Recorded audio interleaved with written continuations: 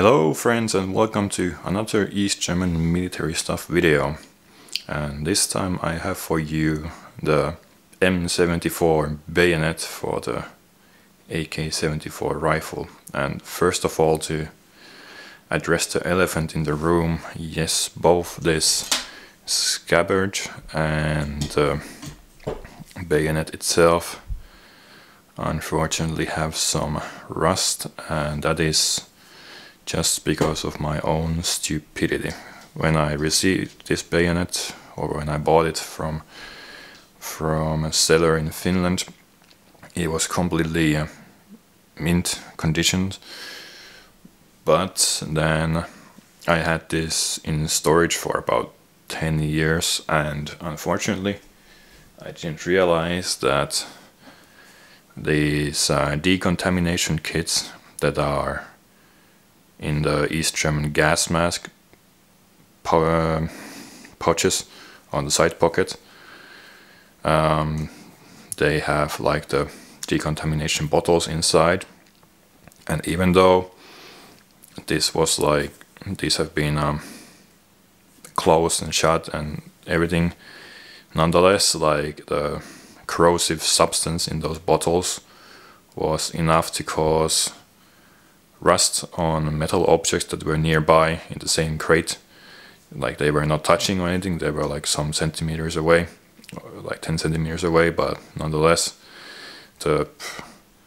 this isn't like completely airtight, and well, some of the substance was like able to or leak out in a like a gaseous form and cause some harm to my bayonet. It also has affected this model 59 bayonet, which I have. Fortunately, on this one it's only on the tip of the scabbard. The rest of the bayonet is just fine.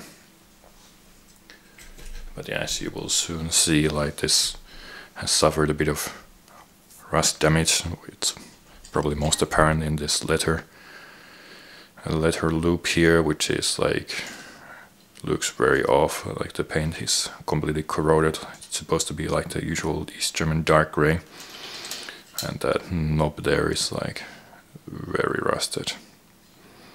It's not very deep rust, it's like a surface rust, so it hasn't really damaged it so much, but yeah, it just kind of looks ugly.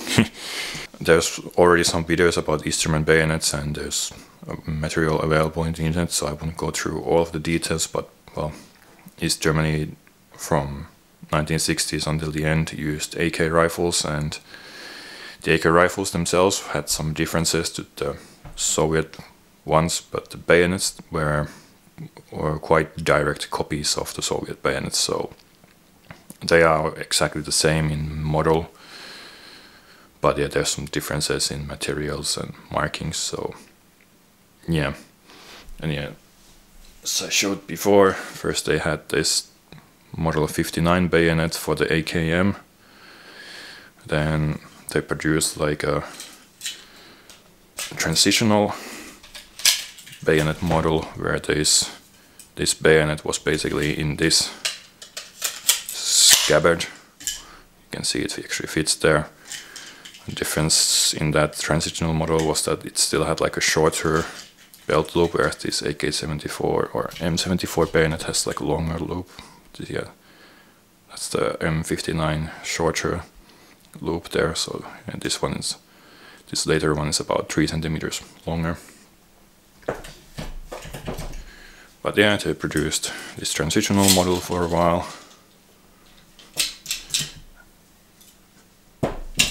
And yeah, East Germany started to produce the AK-74 in about 1985, and then they started to produce the 6H4 model of bayonet in East German service. It was apparently known as M74. I haven't seen any official documentation that was used, but that's at least commonly seen in the internet, in collector circles. This M74 bayonet with the orange grip is known as the early production variant, and then later on the East Germans produced the same bayonet but with a black grip, and apparently the bayonets with black grips are a bit less good quality. Though, as you will soon see, like this one has some, it's not perfect in quality, let's say. And yeah, these got into issue at least to some extent before East Germany ceased to exist. Actually, in this book, the Modschützen der NVA by Wilfried Copenhagen, on page 92, there is a picture of an East German soldier with a prototype RPK-74 of East German manufacture. Yeah, the East Germans produced like a few prototypes of their own version of the RPK-74. And one of the differences in their RPK-74 was that it actually had a bayonet socket. And the picture on page 92 has an East German soldier with the East German RPK-74 and with this model of bayonet, so with the orange grip attached. It's a black and white picture, but because the grip is so pale in the picture compared to the rest of the bayonet, you can tell it's an orange grip bayonet. So yeah, the orange grip bayonets definitely were issued to some extent before East Germany ceased to exist. Though there's also pictures of the black grip bayonets being issued, so both of them were used before East Germany fell. But yeah, the black grip ones are much more common, and this orange one was produced like maybe for a year or two. And it is a bit confusing, like why did they produce this? Because already with the 6H3 or Model 59 bayonets, they were producing the bayonets with black grips, or well, actually the original East German AK-47 bayonet, which is a different model completely than this, already that had black grips. So why did they produce this with the orange grip for a short while? I don't really know. Yeah, where shall we start? Well, we can look at the scabbard. So yeah, unlike the earlier scabbard, which has like a rubber sock here, and this is just completely made of this hard plastic. And we have the serial number here, if I can. So yeah, there you can see the serial number, which is 224912. And on the other side we have some inspector's markings. There's like a 2 in here, that is quite illegible. And this one, looks a bit like it's N or an M, but yeah, it's also a bit partially stamped or partially marked, so it's hard to say exactly what it is. And we have the mold marking here, which is 21946-4. And on the later black gripped bayonets, the scabbard usually, or at least what I've seen, they have a marking of 1946-5, so the later scabbards have 5 as the last number. I'm not sure like what's the difference really, maybe the plastic type changed or something on the later bayonets. And as I already said, like the length of this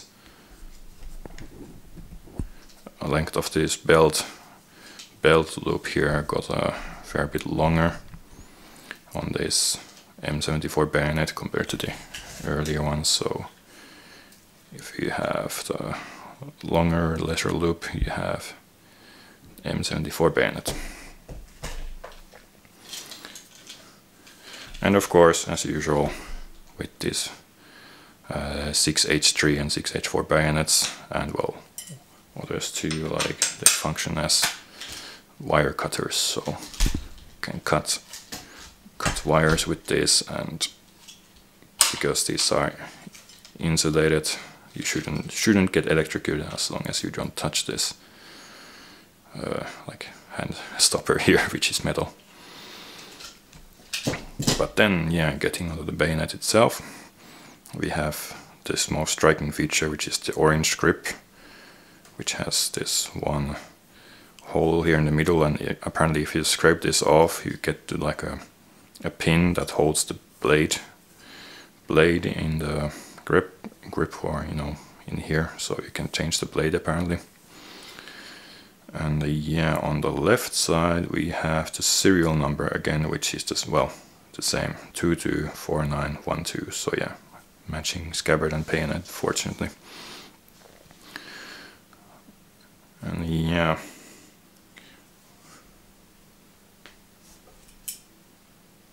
whereas this M59 earlier AKM bayonet, it's this metal attachment and hand stop thing here, it's blued steel. On this M74 it's just painted with black paint, so yeah, they gave up the bluing and went for the cheaper option, in typical fashion of East German items from the mid and late 80s, that they had to cut costs on everything, and yeah, finishing these things was one such thing. Unfortunately, this buckle that holds like this strap here, which is for the, you know, it helps you keep your wrist in here, like this is very corroded. Yeah, it's, well, unfortunately it is easy to replace, so yeah, it is easy to fix in the future at some point. There's a bit of rust here too, but nothing too major. But yeah, this buckle thing here is like completely. And yeah, the color also has worn off from the fabric, or this, yeah, it used to be this blue all over, but yeah, it's kind of natural cotton color. Some rust here too. The blade itself is the same as all the other bayonets before, the M59 bayonets. I don't see any difference, at least, and there's no markings. And yeah, actually this when you hold these in hand, these two bayonets, you can notice that this M74 bayonet is actually a bit heavier, and I measured them, and it's about 50 grams heavier. So, and you can tell the weight, yeah, is about here, so I'm not sure what is in here that makes it heavier. Maybe it's the pommel, like, because on this one it's mostly plastic and here it's metal, but it feels like there's like some weight in here too. And yeah, here on the pommel you can see that this has been cast a bit. And well, the cast part is not very well finished, so on here you can see that I don't know if you can see it, but yeah, there the metal part is not completely centered, so with the grip, so yeah, they have hurried a bit with the production of these as well, so it's not perfect, but apparently the black grip ones are even worse quality. And yeah, of course the bayonet attaches to the rifle by this part here, so you just press the button, you can just, well, slide the bayonet onto the rifle, and then you detach it by pressing this button down, and you can pull it out. It's a very heavy button, like very heavy spring here, so you're not gonna press it by accident. And yeah, I bought this from a seller in a Finnish auction site about 12 years ago, and it cost me 40 euros back then, so it wasn't too bad. And yeah, now these have gone up maybe a bit in value, and especially this orange one is a bit harder to find. It's quite striking since, yeah, it has the orange grip and black scabbard, so it kind of just stand out. The Soviet bayonets, of course, the 6H4 bayonets have orange scabbard and orange grip on the bayonet, so yeah, you can easily tell them apart. And yeah, then the East German later bayonets have the black grips, so yeah, this one is quite easy to tell apart. And yeah, I have to say I kind of like the look of it, and this plastic feels like it's not super slippery, actually gives you quite a nice grip, so yeah, I do like the look of it and the feel of it. But yeah, I think that's pretty much all I have to say on this. I'm not a bayonet expert, and I'm trying not to pretend like I'm one, so hope you found this interesting, and please leave a like and subscribe for all the future content that I have planned for the channel. Thanks for watching, and I will see you on the next one.